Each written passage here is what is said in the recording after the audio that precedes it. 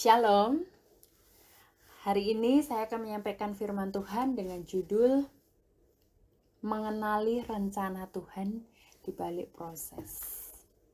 Nah, Tuhan kita itu Allah yang luar biasa.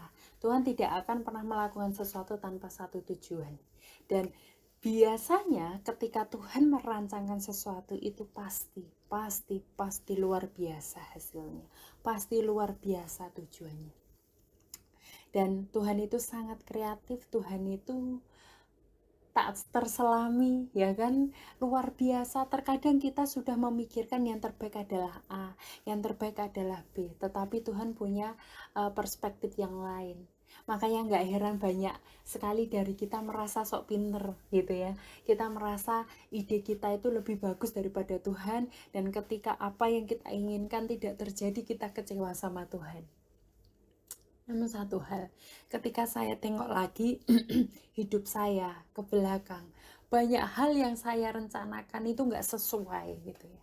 Tetapi rencana Tuhan yang terjadi dalam hidup saya. Dan ketika saya melihat ke belakang, saya cuma bisa berkata, thank you. Terima kasih Tuhan, Engkau luar biasa, Engkau penjunanku. Bahkan ketika Engkau dapati bejana tanah liatku ini hancur Tuhan, Engkau tidak buang saja Tuhan Yesus, tetapi apa? Engkau hancurkan untuk dibangun kembali menjadi bejana yang indah. Tuhan itu luar biasa saudara. Dan saya nggak tahu keadaan saudara di tempat sampai hari ini itu seperti apa. Mungkin di antara engkau malam ini ada yang merasakan bahwa aku orang yang gagal, aku orang yang tidak berguna, aku orang yang tidak berharga, aku orang yang gak layak. Dan engkau merasa engkau gagal menjalani proses Tuhan, engkau gagal berjalan bersama Tuhan. Dan hari ini saya mau katakan, Tuhan itu seperti seorang bapa yang menunggu anak-anaknya, kisah anak yang hilang ya. Ketika didapati anaknya pulang, oh bapak itu orang yang pertama yang akan menyambut anak itu. Dan dimanapun Anda berada hari ini, bangkitlah, datang kembali ke Tuhan. Kalau engkau merasa engkau gagal, datang lagi ke Tuhan, karena Tuhan tidak akan menghakimimu memang kamu gagal, nggak seperti itu. Tapi Dia akan membuka tangannya lebar-lebar, memberikan engkau kesempatan lagi untuk berjuang lagi. Karena kita punya Tuhan yang luar biasa. Dan hari ini, seperti yang saya sampaikan tadi, firman Tuhan hari ini berjudul Mengenali Rencana Tuhan di Balik Proses. Oke, mengenali rencana Tuhan di balik proses. Banyak orang yang ketika diproses itu mereka kehilangan damai sejahtera. Mereka terdesak, terhimpit, terjepit, mereka panik, mereka takut, mereka cemas, mereka khawatir gitu ya. Sehingga apa? Kehilangan damai sejahtera gitu. Karena apa? Ketika kita diproses identik dengan apa sih? Wadahnya biasanya masalah. Dan hampir semua orang nggak suka yang namanya masalah gitu. Dan once orang itu dapat masalah, dia teriak sama Tuhan supaya Tuhan cepat-cepat meluputkannya, cepat-cepat menyelesaikannya, cepat-cepat Tuhan please pulihkan hidupku, pulihkan rumah tanggaku, pulihkan keluargaku, tolong Tuhan, tolong Tuhan. Kita seringkali berteriak seperti itu. Dan masalah itu ada dua. Yang pertama itu masalah yang terjadi karena kesalahan kita sendiri. Karena kita keluar dari jalur firman Tuhan, kita membuka celah, kita jatuh dalam dosa, menimbulkan masalah-masalah dan masalah gitu. Tapi ada yang kedua. Kalau yang pertama solusinya apa? Datang kembali ke hadapan Tuhan, bertobat gitu ya. Pengampunan Tuhan pasti selalu ada ya, 1 Yohanes 1 ayat 9. Jika kita mengaku dosa kita, maka Ia adalah Allah yang setia dan adil, sehingga Ia akan mengampuni dosa kita dan menyucikan kita dari segala dosa dan kejahatan. Tapi masalah yang kedua adalah masalah yang kita sudah taat, kita sudah ikutin jalurnya Tuhan, kita sudah hidup dalam rencana Tuhan ya. Rasa-rasanya Tuhan ke kanan atau ke kiri, ke kanan kita ikut ke kanan. Kayaknya kita udah benar-benar on track-nya Tuhan. Tapi Tuhan masih izinkan masalah itu terjadi dalam kehidupan kita. Nah, masalah yang kedua ini adalah, saya sebut ini adalah apa? Ini satu media di mana Tuhan mau proses kita untuk kita mengalami pertumbuhan gitu. Nah, lebih daripada ketika kita mengalami masalah ini, kita meratapi, kita nangis, kita kehilangan damai sejahtera, kita kehilangan sukacita, ya kan? Nggak enak banget kan dalam masalah gitu. Tetapi saudara, kalau kita belum lolos dalam fase itu, masalah itu akan selalu ada. Jadi daripada kita menghabiskan waktu untuk meratapi, kita tanya sama Tuhan. Tuhan, sebenarnya Tuhan itu mau apa? Kenapa aku diperhadapkan dalam keadaan ini, dalam kondisi ini? Tuhan mau aku apa? Nah, ketika kita mulai cari tahu apa sebenarnya yang mau Tuhan kerjakan di balik proses yang kita hadapi ini, kita akan lebih bisa bekerja sama dengan baik sama Tuhan. Kita akan lebih bisa ngikutin alurnya Tuhan. Oke, di proses ini kita nurut, di proses kesana kita nurut, dan dampak positifnya adalah kita akan lebih cepet diproses daripada kita ngeyel, ya kan? Muter, bahkan kita lari dari masalah kayak gitu ya. Kita lari dari masalah, dan itu akan membuat proses kita akan semakin lama gitu kan ya. Dan ketika kita bisa berespon benar, kayak jadi murid yang baik lah, murid yang baik. Guru ngajarin apa kita simak, guru ngajarin teori apapun kita dengarkan, disuruh praktek kita praktek gitu ya. Dan ketika ujian kita lolos nih, lolos ujian, kita lulus dengan nilai yang sangat bagus. Bahkan ya, ada beberapa sekolah kan ada kelas akselerasi gitu ya, yang harusnya 3 tahun menjadi 2 tahun. Nah, ini disebut percepatan. Jadi percepatan itu enggak yang tiba-tiba Tuhan nih aku kasih percepatan, enggak gitu aja saudara. Ada bagian kita juga, kita harus benar-benar lakukan bagian kita dengan baik, dan Tuhan lakukan bagian Tuhan dengan luar biasa baik juga gitu. Maka hari ini saya akan memberikan satu kata kunci dalam menghadapi proses. Carilah hal yang lebih penting daripada segera keluar dari proses itu. Oke? Nanti saya akan berikan contoh-contohnya. Kenapa saya berpikir seperti itu? Karena apa? Setiap proses yang Tuhan izinkan terjadi, itu nilainya mahal. Kalau kita punya respon yang benar, proses ini tidak akan membuat kita jatuh, tidak akan membuat kita tergeletak, tidak membuat kita hancur. Tapi proses itu seperti batu loncatan yang akan membuat kita semakin tinggi, semakin naik, semakin bertumbuh, semakin mengalami sesuatu yang dahsyat bersama Tuhan. Nah, pertanyaannya, karena proses ini nggak nyaman, nggak enak, dan nggak semua tahan, banyak sekali orang pengen lari dari yang namanya proses. Nah, saya ada cerita saudara. Ketika saya bekerja di suatu perusahaan, gitu ya. Ketika saya bekerja di perusahaan, nah perusahaan ini sungguh membuat saya tidak nyaman sekali. Pertama, setiap pekerjaannya itu membutuhkan skill yang bagus banget gitu ya. Saya dituntut untuk harus belajar lebih, harus mengetahui lebih, karena pengetahuan saya nggak cukup gitu ya. Dan bulan pertama nggak nyaman, bulan kedua nggak nyaman, kemudian saya berpikir, ngapain ya kerja nggak nyaman kayak gini, mending resign aja. Kan kayak gitu ya. Itu kan seperti kita kalau menghadapi masalah nggak enak, nggak nyaman, terus kita pengen lari dari masalah gitu. Dan waktu itu saya ingat sekali, saya mau berdoa sama Tuhan. Saya berdoa, Tuhan, aku resign aja ya, karena ini benar-benar nggak nyaman, nggak enak, dan aku nggak sanggup, aku nggak mampu Tuhan gitu. Masalahnya ini terlalu berat buat aku gitu. Tapi satu kali waktu itu Tuhan berkata, nggak gitu ya, stay gitu ya. Karena apa? Aku mau bangun fondasi dalam hidupmu gitu. Ikutin, kalau memang harus lembur gitu. Kalau harus belajar lebih. Weekend harusnya saya bisa jalan-jalan sama teman-teman, saya harus belajar gitu ya. Belajar. Dan itu nggak enak banget, nggak nyaman banget. Ada beberapa case-case yang saya nggak tahu itu solusinya apa gitu. Saya harus riset ya untuk bisa cari solusinya apa gitu kan ya. Dan berkali-kali, Tuhan resign aja, ini gak enak gitu kan ya. Tapi Tuhan bilang apa? Stay, belajar, ikutin proses gitu.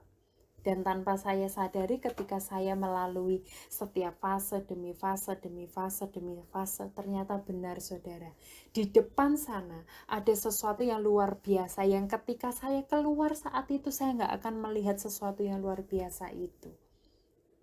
Nah, dari kisah di mana saya bekerja itu memberikan refleksi dalam kehidupan saya. Banyak sekali rumah tangga hancur, ya kan?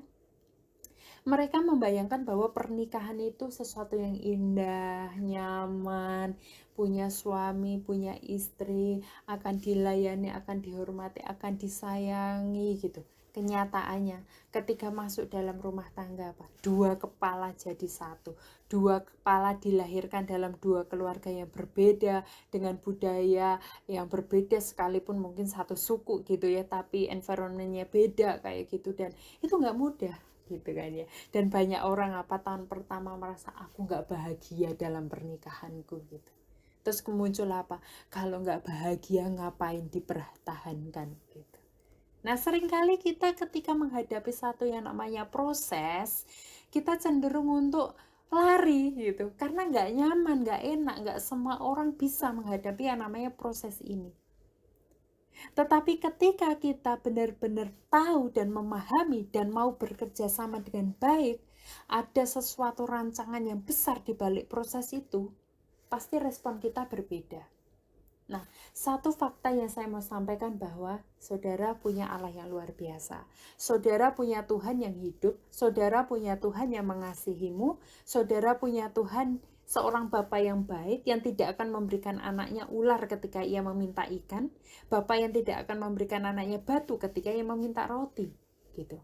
Artinya, saat ini berhenti berpikir bahwa Tuhan itu jahat. Berhenti berpikir bahwa Tuhan itu tidak peduli. Itu semua adalah intimidasi, itu semua adalah satu benih-benih yang ditaburkan oleh si jahat supaya hati kita pahit. Gitu. Memang kita tidak bisa memilih kita lahir dari keluarga seperti apa, tapi kita punya keputusan kita akan hidup seperti apa. Gitu. Dan yang saya tahu adalah ketika kita berjalan sama Tuhan, Tuhan tidak akan pernah membawa kita kepada kehancuran dan kebinasaan. Tetapi Tuhan akan membawa kita kepada satu kemenangan demi kemenangan. Mungkin keadaan kita nggak selalu nyaman gitu. Tuhan perhadapkan kita pada satu proses demi proses nggak ada habis-habisnya.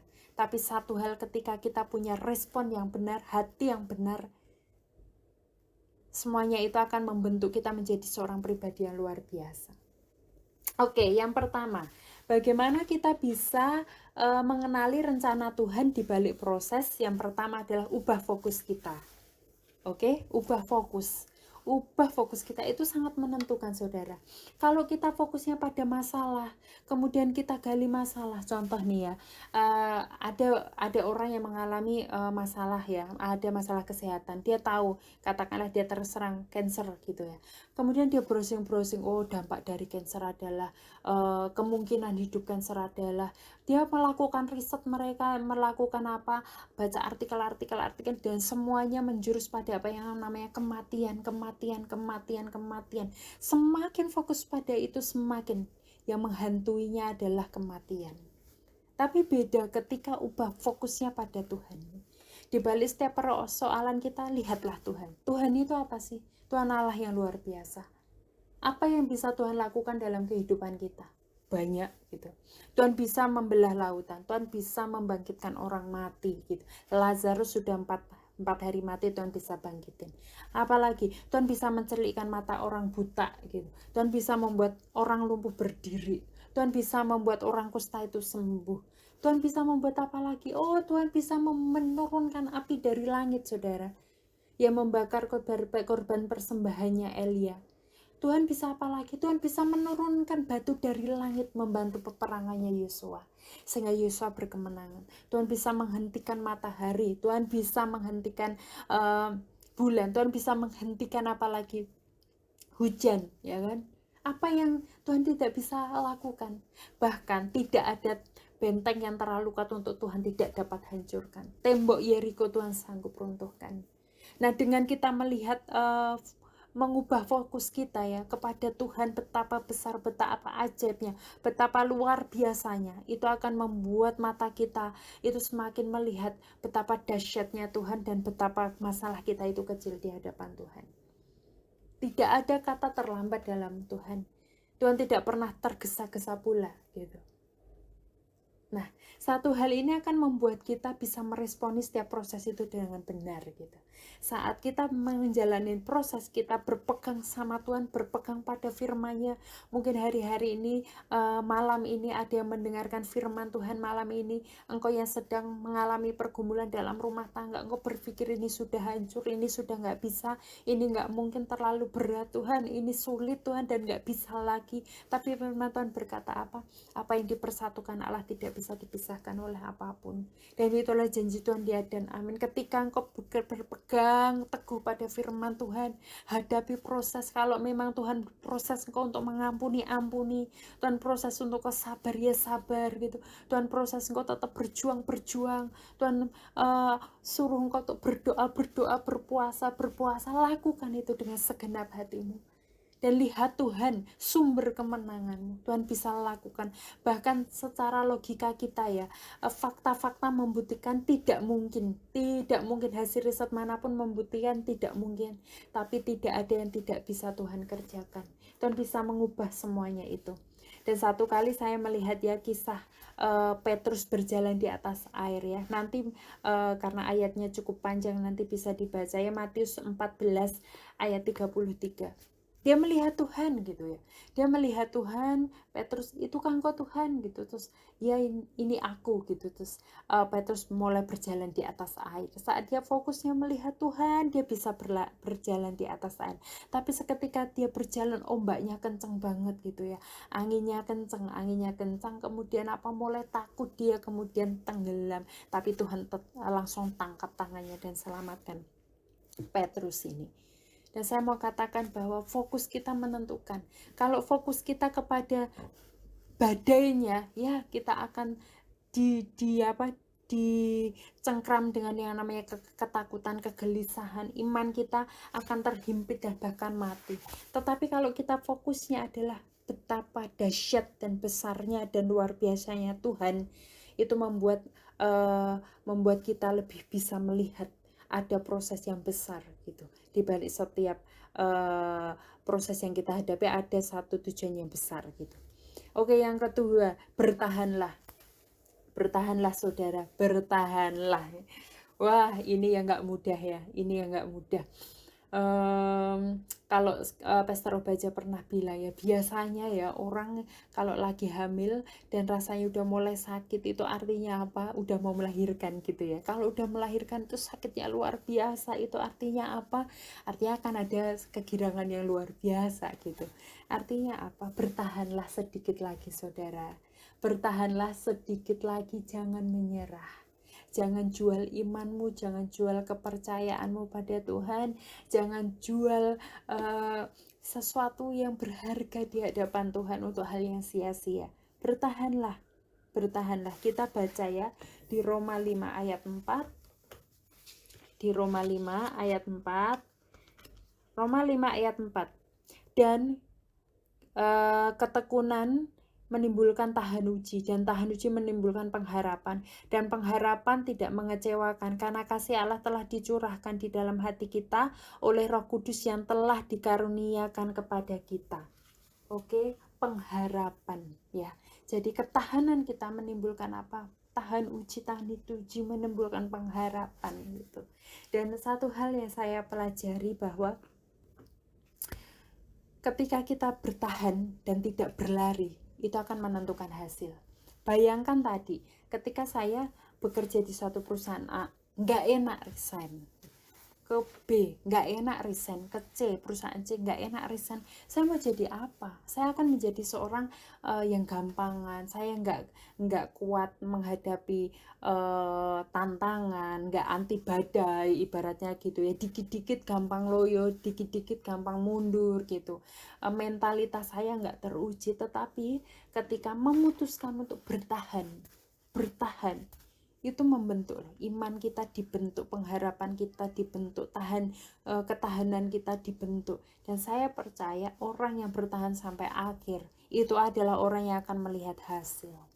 Sekalipun di proses perjalanan yang sulit, susah, ketika engkau berjalan, pegang terus firman Tuhan. Udah nyaris mau lepas nih, pegang lagi. Nyaris mau lepas, pegang lagi firman Tuhan, janji Tuhan. Tetap taat, tetap setia, tetap berjalan dalam firman Tuhan sekalipun itu sulit.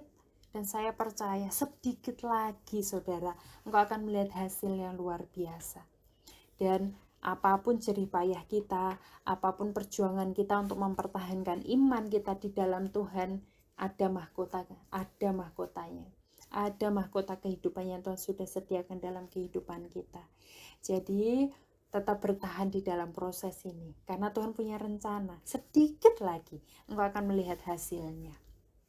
Yang ketiga, supaya kita tahu dan mengenali rencana Tuhan di balik setiap proses, jaga hati kita. Yang ketiga, jaga hati kita. Dan di sini saya terinspirasi dari satu kisah seorang yang luar biasa, namanya adalah Yusuf, ya. Yusuf ini seorang pribadi yang sangat-sangat saya kagumi, luar biasa. Hidupnya itu seperti yoyo, naik turun, naik turun, naik turun. Sebentar diangkat langsung jatuhin lagi kayak gitu. Kalau kita berbicara Yusuf, ya, Yusuf itu sejak pertama dia sudah mendapatkan mimpi bahwa dia akan menjadi seorang yang akan diangkat naik, intinya seperti itu, ya. Tetapi gak lama ketika mimpi itu datang dalam kehidupannya, tiba-tiba terjadi satu peristiwa di mana dia harus dimasukkan ke dalam sumur, dijual, kemudian menjadi budak, ya kan.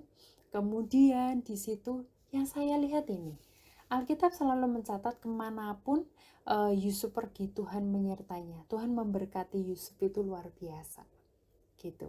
Dan kalau melihat Yusuf sendiri nih, ya, lihat Yusuf, dia itu selalu berprestasi, gitu.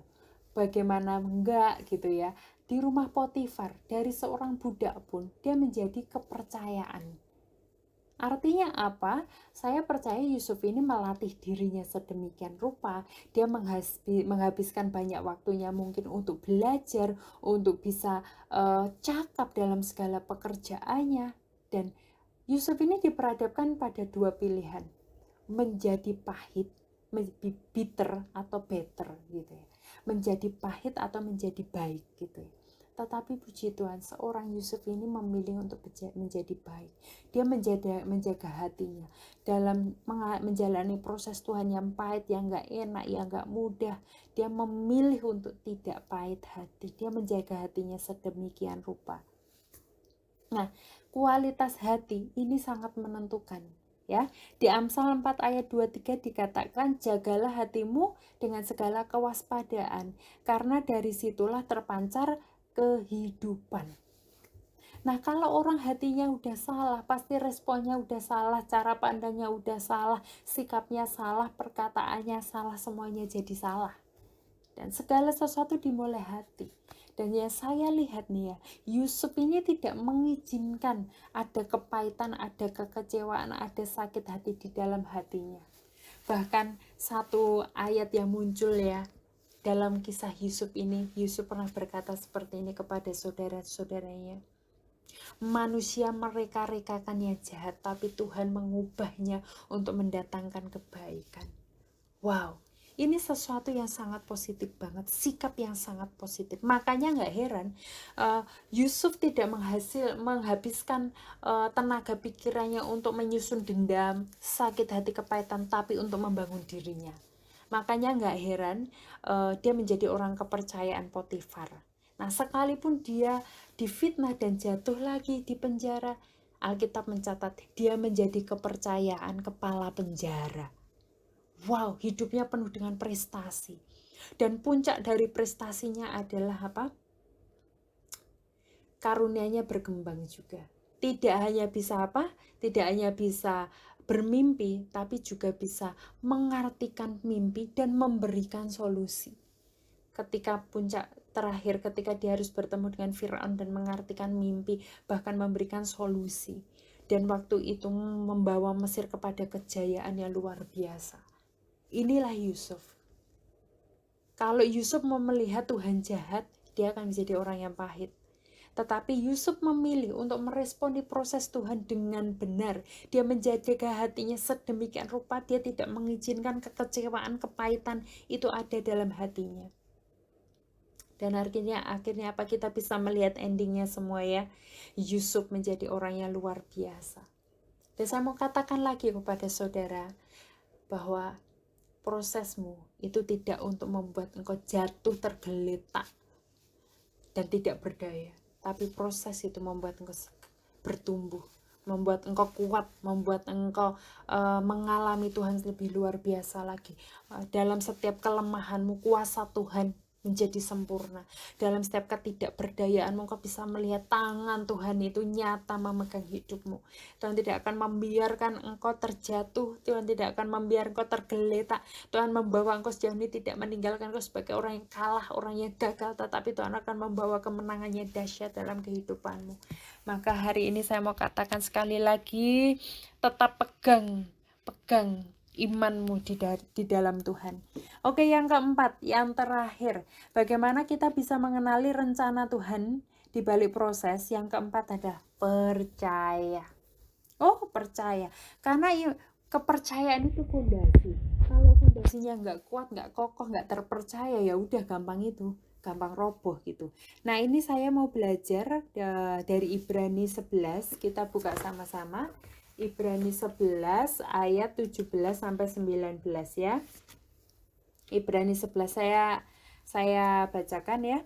Karena iman, maka Abraham tak kala ia dicobai mempersembahkan Ishak, ia yang telah menerima janji itu rela mempersembahkan anaknya yang tunggal, walaupun kepadanya telah dikatakan, keturunan yang berasal dari Ishakkah yang akan disebut keturunanmu. Karena ia berpikir bahwa Allah berkuasa membangkitkan orang-orang sekalipun dari antara orang mati, dan dari sana ia seakan-akan telah menerimanya kembali. Nih ya, satu hal, kepercayaannya Abraham itu luar biasa.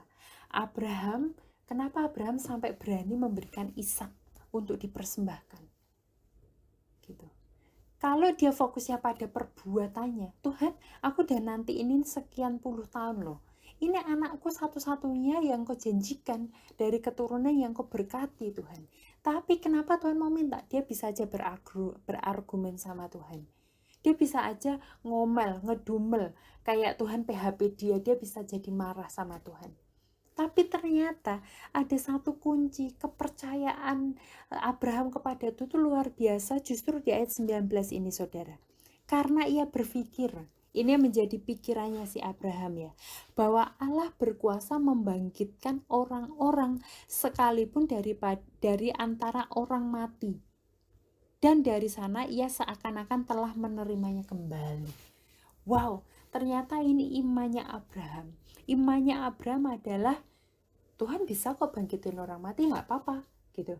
Kalau aku mau persembahkan anakku, Tuhan bisa kok bangkitin anakku. Ini iman kepercayaan Abraham luar biasa. Dan kalau kita punya fondasi yang dasar bahwa Allah sanggup mengadakan apa yang tidak ada menjadi ada.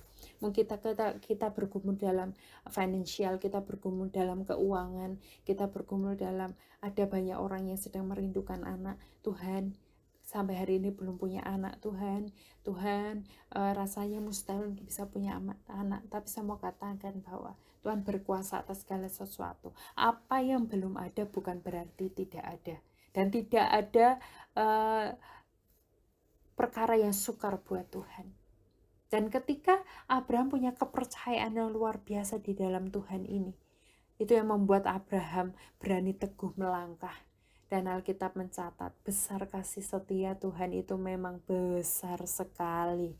Kasih setia Tuhan itu memang sungguh-sungguh besar sekali. Dan yang terjadi adalah apa? Tuhan menyediakan seekor kambing domba menggantikan Ishak.